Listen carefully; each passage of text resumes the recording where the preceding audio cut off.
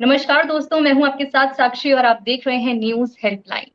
ई बैठक के 32 एपिसोड में आप सभी का बहुत बहुत स्वागत है और साथ ही मैं स्वागत करूंगी हमारे आज के गेस्ट जिनका नाम है दिनेश कुमार गौतम। सर, सबसे पहले आपका बहुत बहुत स्वागत है हमारे शो में। सभी दर्शकों को मेरी तरफ से हार्दिक शुभकामनाएं और आपके शो के साथ जुड़े रहने के लिए और इतना प्यार देने के लिए बहुत बहुत धन्यवाद। जी सर की बात करें तो सर फाउंडर हैं दृष्टि फाउंडेशन ट्रस्ट के, सोशल वर्कर हैं। तो सबसे पहले मेरा सवाल सर आपसे यही रहेगा कि जो एनजीओ के बारे में बताइए, किस तरह का सोशल वर्क यहाँ पर होता है। साक्षी जी, सबसे पहले जो मैं यहाँ पर थोड़ा सा मेरी विचारधारा जो है ना वो सोशल वर्क के नाम पे थोड़ी सी भिन्न है। मैं कभी भी आज तक भी अगर आप कहीं नजर करेंगे तो मेरे विषय में मैं कभी भी ये परिभाषित नहीं करता हूँ कि मैं सोशल वर्कर हूँ। जी जी। ठीक है। हम जिस तरह से अपने परिवार के प्रति जो है सामाजिक जिम्मेदारियों का निर्वहन करते हैं, वैसे ही मैं समाज के प्रति जो मेरी नैतिक जिम्मेदारियां उनका निर्वहन करने का प्रयास करता हूँ। तो मैं हूं या मेरी टीम के सभी सदस्यगण हैं या परिवार के सदस्यगण हैं, हम मानसिकता यही लेके चल रहे हैं कि हम किसी तरह की समाज सेवा कर ही नहीं रहे। बिल्कुल यहाँ बिल्कुल। पर हम लोग जो है सीधे तौर पर जन सेवा करने की कोशिश कर रहे हैं। और जो दृष्टि फाउंडेशन है वो जब हमने 2012 में बनाया तो यही उद्देश्य था कि अपने समय से निकालकर हम जो भी समय बचता है उस समय को सदुपयोग कर सकें। तो आज हम तीन विभिन्न विभिन्न स्थितियों में जो है जनसेवा में जुड़े हुए हैं। उनमें से एक पर्यावरण संबंधित विशेष है, फिर हम स्वास्थ्य संबंधी गतिविधियों की तरफ काफी काम कर रहे हैं, और तीसरा जो है हमारा शिक्षा के समर्पित जो है गतिविधियां जो है आज की तारीख में चल रही हैं। ओके।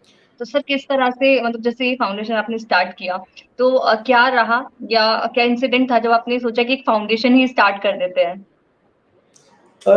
इसमें साक्षी जी, जिस तरह क्या होता है ना कि एक एंटरप्रेन्योर की जर्नी जर्नी हुआ करती है कि वो कुछ चीजें शुरू करता है, कुछ चीजों में वो शायद पूरा समर्पण भाव नहीं दे पाता है, तो समय के साथ साथ जो है चीजें उससे छूटने लगती हैं। तो कमोवेश मेरी भी स्थिति आप उससे अलग नहीं रख सकते। 1998 में मैंने मेरी पहली संस्था जब बनाई थी, नई दिल्ली शिक्षा समिति के नाम से मैंने वो शुरू किया था, और मेवात का जो क्षेत्र है वर्तमान राजस्थान के कुछ हिस्सों में, वहां पर हम लोग एजुकेशन को लेके काम कर रहे थे। तब पत्रकारिता से जुड़ा हुआ था, अलग अलग इलाकों में जाना हुआ करता था, तो पता लगता था कि भी जो चीज हम किसी को दे सकते हैं वो थी शिक्षा। तो हमने वहां से ये कोशिश की। समय के साथ साथ ये हुआ कि जब 2003 में शादी होने के बाद जो है जिम्मेदारियां बढ़ गई, कॉर्पोरेट सेक्टर में आना हुआ, पत्रकारिता छूट गई। फिर कॉर्पोरेट में तकरीबन हमने समझिए अगले जो कुछ साल वहां निकाले। 2011 में मेरा गुजरात आना हुआ। जब मैं गुजरात पहुंचा तो 2012 में फिर से ये लगा कि नहीं, अब जो है संगठित रूप से जो है अपनी गतिविधियों को एक दिशा देने की जरूरत आन पड़ी है। तो 2012 में तब मैंने दृष्टि फाउंडेशन ट्रस्ट 28 सितंबर 2012 को हम लोगों ने ये बनाया। और बनाने का इसमें दृष्टि जो नाम था वो दो मूल कारण थे। दृष्टि ये था कि कम से कम आपका विजन जो है वो क्लियर हो, और इसमें उससे जुड़ा हुआ तीसरा एक महत्वपूर्ण ये था कि मेरी बेटी का नाम जो था वो दृष्टि था। तो जाहिर बात है कि एक अपनत्व जो है वो उस नाम के साथ तो आना ही था। तो वहां से फिर हमने जो है गतिविधियों को जो है एक अंजाम देना शुरू किया। अलग अलग चीजें समय के साथ साथ जो है जुड़ती चली गई हैं। और आगामी 28 सितंबर को जो है हम अपनी सामाजिक गतिविधियों के तकरीबन 9 साल हम पूरे कर रहे हैं। और आप सभी हमारे दानदाताओं का, सहयोगियों का धन्यवाद कहूंगा कि कम से कम उन्होंने जो अपना भरोसा हम पर बनाए रखा कि पिछले 9 साल से अनवरत जो है हम अपना प्रयास जो है जारी रखे हुए हैं। बिल्कुल बिल्कुल। तो सर इसके थोड़े प्रोजेक्ट्स के बारे में, किस तरह से, क्या प्रोसेस है जो यहाँ पर जिस तरह से वर्क होता है, कैसे प्रोजेक्ट्स रन किए जाते हैं सर फाउंडेशन में। देखिए, इसमें हम मूलतः जो है तीन तरह से जो है अपने प्रोजेक्ट्स को डिफाइन करते हैं। 2017 में हमारे काम को लेके जो है यूनाइटेड नेशंस ने हमें स्पेशल कंसल्टेटिव स्टेटस भी दिया जुलाई 2017 के अंदर। और तब के बाद से ये है कि हम लोग जो है यूनाइटेड नेशंस के जो सस्टेनेबल डेवलपमेंट गोल्स हैं उनको टारगेट करते हुए जो है हम अपनी गतिविधियों को उसके दायरे में रखकर हम काम करते हैं। तो इनमें जो तीन तरह की जो गतिविधियों की मैं बात कर रहा था उसमें एक तो पहली जो प्राथमिकता है वो सस्टेनेंस की पहले है कि कोई भी गतिविधि जो है हम सिर्फ नाम मात्र के लिए नहीं करते। कि अगर आज मैं बात करूं कि मैं अवेयरनेस क्रिएट करने के लिए, क्योंकि शिक्षा का प्रचार प्रसार इतना गहन हो गया है अभी कि हर आदमी अपने आप में अवेयर है। मुझे उसको जागरूक करने की जरूरत नहीं है।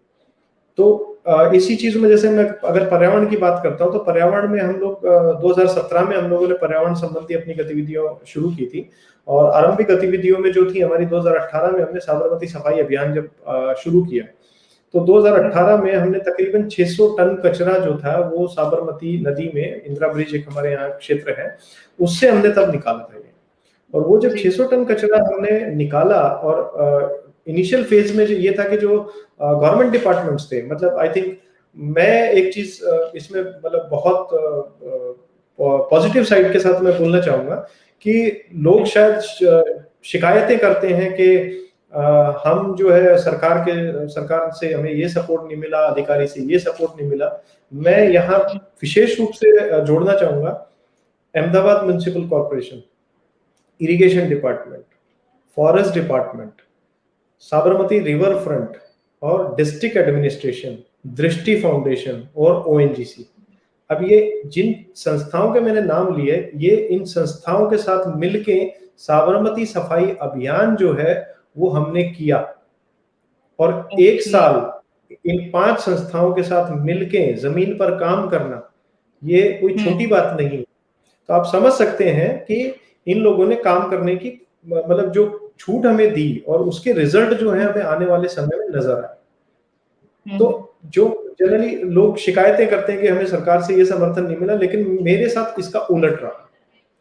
उसका चाहे कोई भी कारण रहा हो, मैं इस कारण पर तो शायद ज्यादा कुछ नहीं कह पाऊंगा, लेकिन सही अर्थों में जो सपोर्ट है, हम आज अगर आप हमारा कोई प्रोजेक्ट उठा लीजिए, किसी भी प्रोजेक्ट में हमारे जितने प्रोजेक्ट हैं वो सारे के सारे जो है सरकार के सहयोग से ही चल रहे हैं। लेकिन इसमें एक जोड़ने वाली चीज ये है कि संस्था ने आज तक 9 साल के अंदर कभी भी सरकार से 1 रुपए की पूंजी नहीं ली है।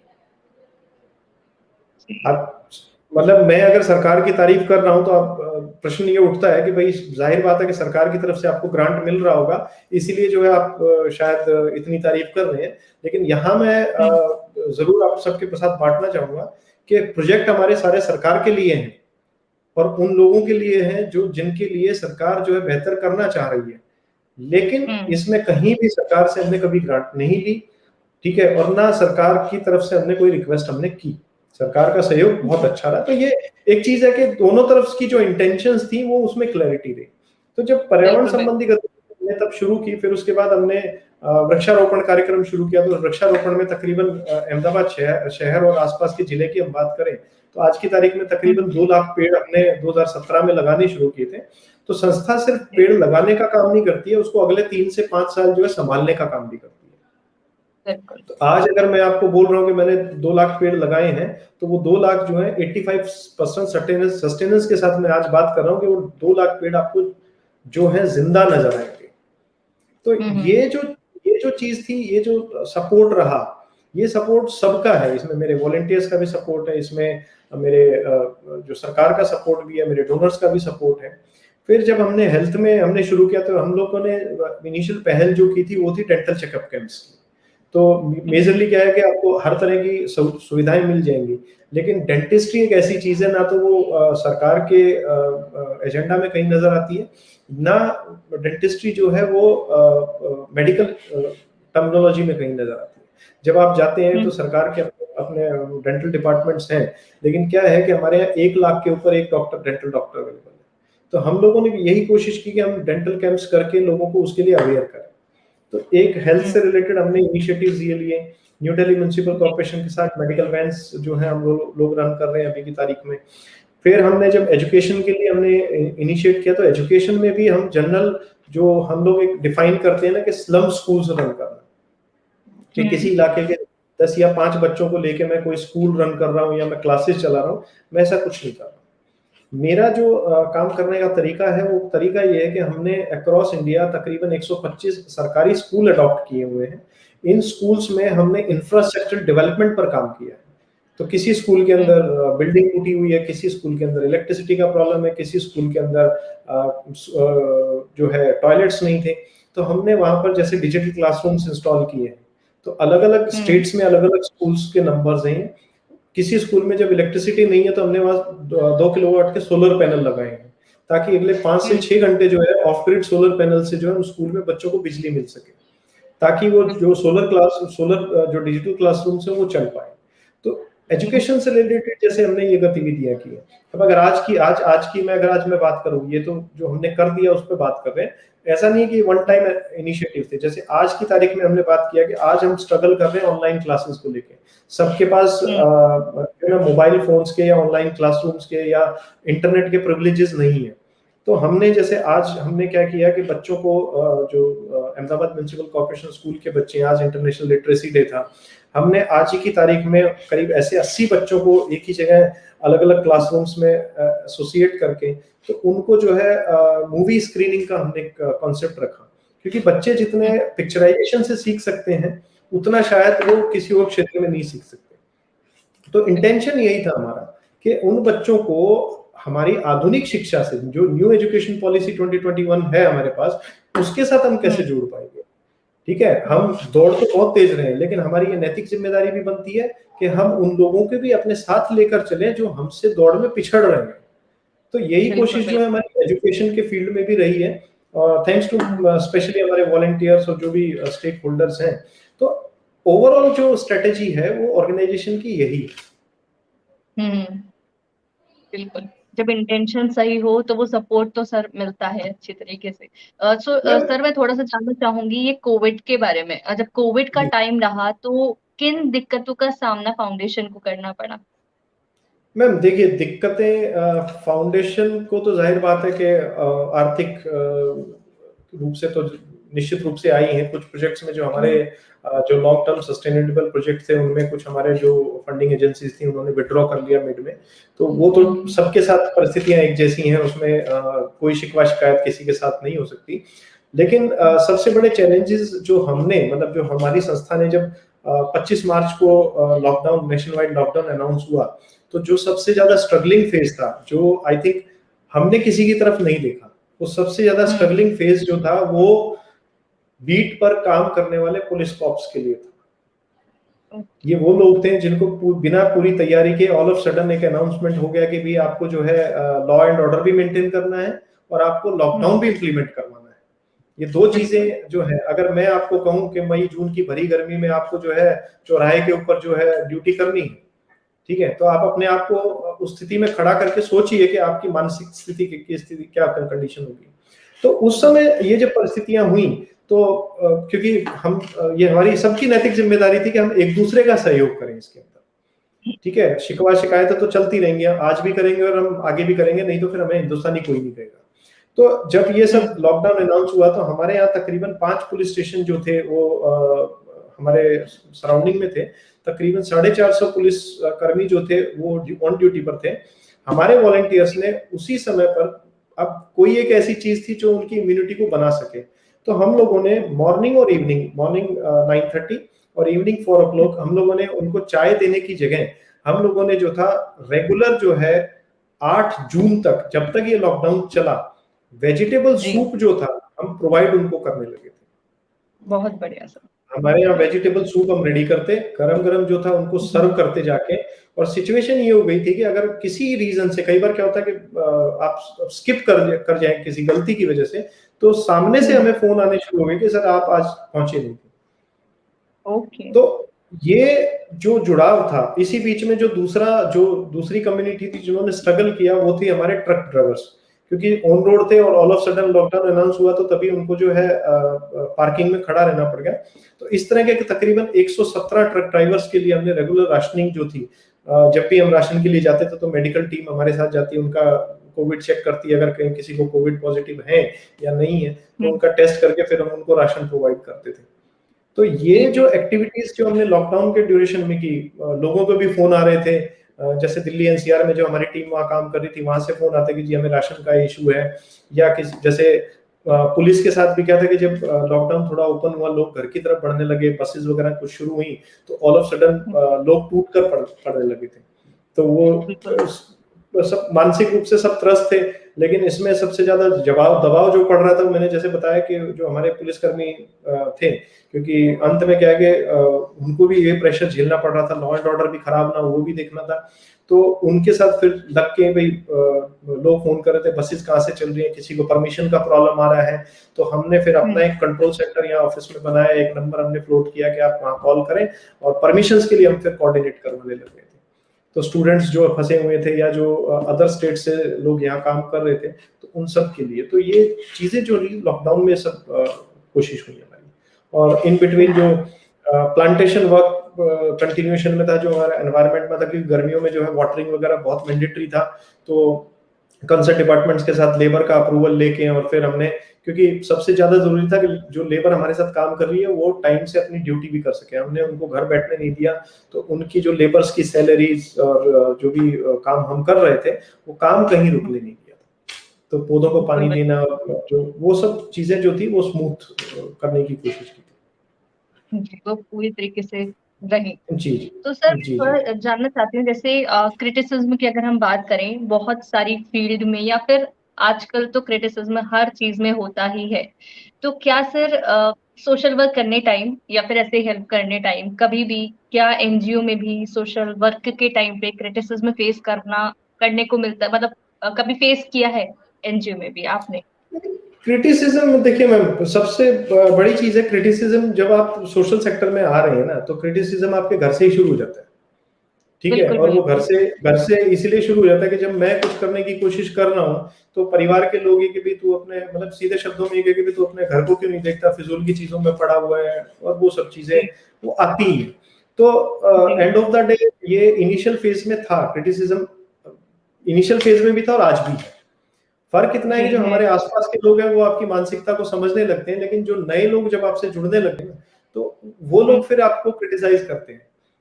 अब एनजीओस का, जैसे मैं अगर बात करूं कि मैं मेरे फ्रेंड सर्कल में या मेरे कॉर्पोरेट सर्कल में, जब मैं जॉब छोड़ के और मैं सोशल सेक्टर में आया और मैंने मेरे फ्रेंड को फोन किया तो एंड सेड अच्छा भाई क्या कर रहा है, सर मैं एनजीओ रन कर रहा हूं। तो अच्छा रे वेरी गुड, कोई हेल्प चाहिए तो बताइए। मैं कहा ठीक है डन। फैक्ट ये है, अगर मैंने हालचाल जानने के लिए भी उसको फोन कर लिया कभी, उसके बाद उसने कभी फोन नहीं उठाया। वो क्योंकि हम जो सोशल सेक्टर है उसका एक इमेज ये बना हुआ है कि अच्छा सोशल वर्क में यार चंदा मांगने के लिए फोन करेगा, तो वो माइंडसेट जो है वो बना हुआ था। तो डे वन जब हमने, मतलब आज तक भी हमने कुछ चीजें जो थी हमारी फिलॉसफी में हमने डाल दी। वो हमारी फिलॉसफी क्लियर है कि हम कहीं भी जाएंगे तो हम कभी भी फंड्स की बात नहीं करेंगे, हम डोनेशन की बात नहीं करेंगे, हम पैसे की बात नहीं करेंगे। और ये फैक्ट है मैम कि हम आज जितना भी काम कर रहे हैं, हम 6 या 7 या 8 स्टेट में हम काम कर रहे हैं, टच वुड, मतलब we are blessed with good people around us, we are blessed with good officials around us, those who are supporting so well state way, मतलब जो भी कंट्रीब्यूशन है। तो क्रिटिसिज्म जहां तक है, जब हमने साबरमती सफाई अभियान शुरू किया और हम जब इनिशियल डिस्कशन में लोगों से बात कर रहे थे, अच्छा हम साबरमती में सफाई करेंगे, अब पागल हो गया इसमें सफाई, हम तो इतने साल से देख रहे हैं, हमने तो आज तक नहीं देखी। लेकिन अच्छा तब लगता है जब उन्हीं चीजों को सरकार ने जो है आगे बढ़ाया। अच्छा तब लगता है जब सरकार कोई कर रही है और आप उसका हिस्सा बने। मुझे एक हमारी चीफ मिनिस्टर साहब ने एक सुजलाम सुफलाम अभियान जो है 2018 में जब लॉन्च किया, और जब भरी सभा के बीच में और मुख्यमंत्री साहब ये बोलते हैं, गुजराती में उन्होंने बोला कि आओ हमारो माननो छे कि दृष्टि फाउंडेशन गुजरात ना नवी दृष्टि आपे, तो ये मेरे लिए मेडल से कम नहीं है। तो जब हम सफाई कर रहे हैं तो मैं जब मतलब सुबह की और शाम की जब मैं फोटोग्राफ दे रहा हूँ कि अच्छा ये प्री एंड पोस्ट का सिनेरियो है, तो लोगों ने चीजें क्रिटिसाइज की, अच्छा ये तो अलग एंगल से फोटो है, आप गिमिक कर रहे हैं, आप ऐसा कर रहे हैं, आप ऐसा कर रहे हैं। तो मुझे ये लोग जो है ना ज्यादा मोटिवेट करते हैं, फैक्ट तो यही है। रीजन भी कि मैं उनको सिर्फ एक ही चीज बोलता है, sir we are open to listen you are always welcome to visit us, guide us, let's work together. If I am working for the betterment of the thing and your inputs definitely you're asking for you're guiding me कि आप बेहतर की तरफ करेंगे, तो मुझे कोई एतराज नहीं, आप आए मिलके काम करते हैं इसमें। बिल्कुल ये जो चीजें हैं तो we are open to discuss, क्योंकि जब समाज में आप उतर रहे हैं और समाज के प्रति आप काम कर रहे हैं ना, तो आपको मानसिक रूप से जो है आपको इन चीजों के लिए तैयार रहना पड़ेगा। बिल्कुल। तो क्रिटिसिज्म इज लाइक, मैं आपको एक सच बात बताता हूँ 2013 जी। में मैंने तकरीबन 1 साल के लिए मैंने नौकरी छोड़ी और आज हम्म। हमारे जो प्रधानमंत्री हैं नरेंद्र मोदी साहब, उनके लिए मैंने वॉलंटियरशिप किया 1 साल के लिए। मैं जी। उस दिन से और आज तक उनको ऑब्जर्व कर रहा हूँ।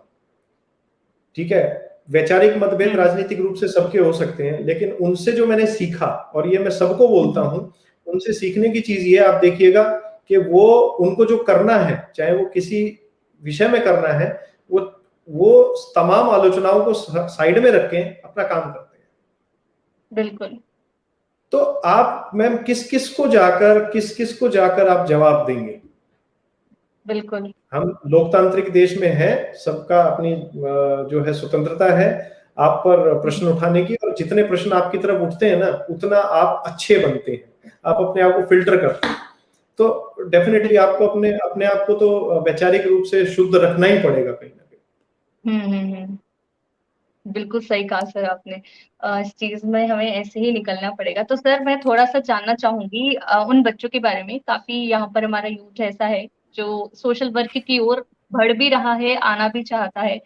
तो सर कहीं ना कहीं काफी लोग ऐसे हैं जो शायद इसी क्रिटिसिज्म के पीछे छुप रहे हैं कि शायद ये होगा अगर हम आए या कुछ। तो सर उनके लिए थोड़ा सा मैसेज हमें आपसे चाहिए।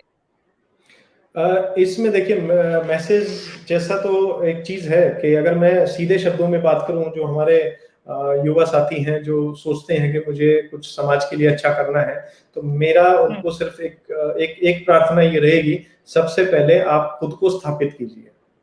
खुद को स्थापित करने का मतलब ये है कि आपके पास परिवार है, आपके पास माता पिता हैं, आपके पास बहन भाई हैं, पहले आप उनको उनको संभालिए। जी। जन सेवा में आप निकल रहे हैं, पता लग रहा है कि घर में आपने माँ ने आपको भेजा है घर के लिए आटा लाने के लिए, और आप किसी गरीब के लिए आप कर रहे हैं। तो हिंदी में, अंग्रेजी में जैसे हम लोग एक शब्द उपयोग में लेते हैं, चैरिटी बिगिंस फ्रॉम होम। उसका अर्थ सीधा सीधा यही है कि जो आपकी परिवार से जुड़ी हुई जिम्मेदारियां हैं, आप पहले उन जिम्मेदारियों को निभाएं।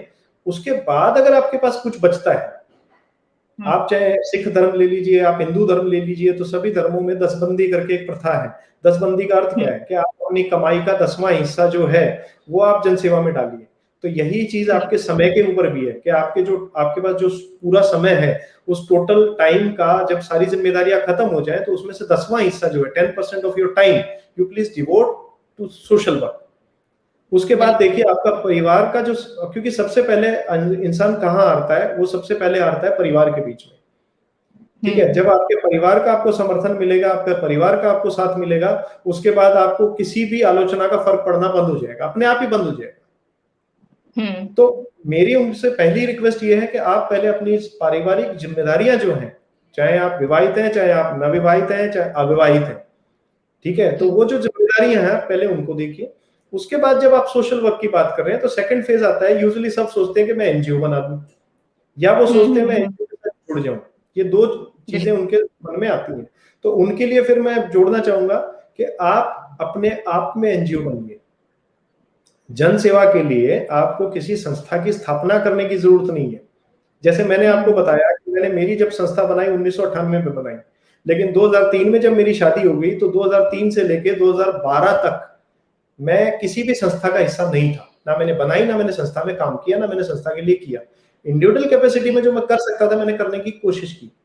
2012 में जब संस्था बनाई, उसके बाद अगले 5 साल जो है, मैंने उस संस्था को जमीन पर लेकर लोगों को जोड़ने का काम किया कि जो समान मानसिकता वाले लोग हैं वो साथ आए। और 2017 के बाद जब मुझे लगा कि नहीं, अब लगता है कि मुझे पूरा समय इसमें देना चाहिए, क्योंकि अब परिवार का साथ मुझे मिलना शुरू हो गया।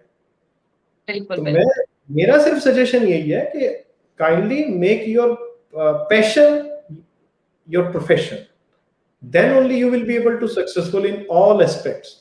तो संस्था के लिए आप खुद संस्था बनिए, मैं बार बार यही आपको कहूंगा। तो सोशल वर्क करना है, सोशल वर्क को आप वेल ऑर्गेनाइज वे में, जैसे परिवार के अंदर एक परिवार का हिस्सा बन के ऑर्गेनाइज वे में आप काम करते हैं, तो यही चीजें आप अपने जीवन में अपनाएं। तो उनके लिए मात्र यही संदेश रहेगा। तो समाज सेवा को जो है आप किसी एक नजरिए में नहीं बांध सकते बस। बिल्कुल सर, बिल्कुल। बहुत बहुत बहुत सही बात कही है सर आपने। बिल्कुल पैशन को अपने प्रोफेशन में उस वक्त बदले। सर इसी के लिए मैं अपने दर्शकों की तरफ से आपका बहुत बहुत धन्यवाद करना चाहूंगी, क्योंकि आपने अपने लाइफ एक्सपीरियंसेस हमारे साथ शेयर किए हैं और फाउंडेशन के बारे में हमारे साथ शेयर किया है। तो सबसे पहले तो थैंक यू सो मच और ऑल द बेस्ट आपके फाउंडेशन के लिए। आगे भी और अच्छे प्रोजेक्ट्स आप करें अच्छे से। बहुत बहुत धन्यवाद सभी दर्शकों का और आप सबका। जी थैंक यू सर। और इसी के साथ हम हमारे दर्शकों को भी धन्यवाद करना चाहेंगे, वो हमारे साथ जुड़े रहे, बने रहे। इसी के साथ नेक्स्ट इंटरव्यू तक हमारे साथ जुड़े रहे। और हमारे अगर आप यूट्यूब पर देख रहे हैं तो चैनल को सब्सक्राइब करें, फेसबुक पर देख रहे हैं तो फॉलो करें। Thank you sir. Thank you so much.